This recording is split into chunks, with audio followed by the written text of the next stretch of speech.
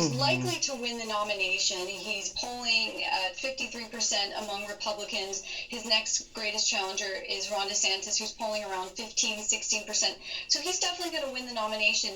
And he has a series of court cases taking place. I mean, the four that we just mentioned.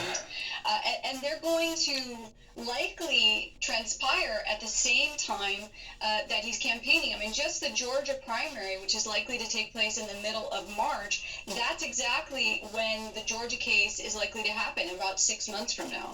He is sucking all the oxygen from the room in terms of the other candidates taking up all the headlines. And Natasha, that is set to continue as well. You've already said we have to presume that he is going to be the nominee. But what is your sense about how many Americans, particularly undecided voters, are responding? And I'm thinking of women as well, undecided voters, are responding to all this. But that's a really good question, and we know that the Republican base is responding as you would expect because they're completely transfixed by Trump, and all of his campaigning isn't about the issues. It's not about healthcare. It's not about the economy. It's not about gun control, the environment, these types of things. He's only really talking about him as the world's biggest victim. How well is that going to play with the average American voter or with independent voters or undecided voters? And thus far, it doesn't look like it is going to play that well. He will have to pivot when it gets to the national election if he wants a chance to win.